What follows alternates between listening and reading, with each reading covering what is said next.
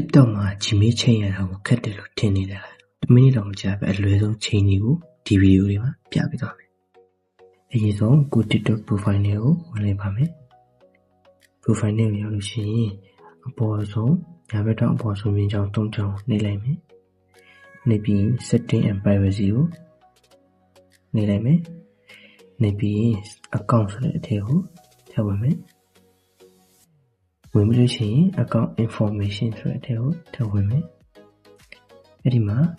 email ဆိုတာလေးတွေ့ပါမယ်။ email ကိုနှိပ်လိုက်မယ်။ဒီမှာ change email ဆိုတာလေးကိုထည့်နှိပ်မယ်။ဒီမှာကိုက Gmail ချိန်မှာဆိုရင်အောက်က @gmail.com နှိပ်ပြီးတော့ကိုchange နေတဲ့ Gmail နာမည်ကိုရိုက်ထည့်ပါမယ်။ဒီမှာကိုchange နေတဲ့ Gmail ရေးထည့်ပြီးလို့ရှိရင် continue ကိုဆက်နှိပ်မယ်။အဲ့ဒီမှာကုတ်ဆန်ဆိုပြီးတော့ကုတ်ကြလာရမယ်။အဲ့တော့အဲ့ကုတ်ကို change ထားတဲ့ Gmail တွေကိုသွားပြီးတော့ကြည့်ပါမယ်။ Gmail ကိုဝင်လိုက်ဆိုရင်ဒီမှာ TikTok ကပွေတဲ့ကုတ်လေးကြာလာပါပြီ။အဲ့ဒီကုတ်လေးကိုဝင်လိုက်မယ်။ copy ယူပြီးတော့နားလေးကိုပြန်ထည့်လိုက်။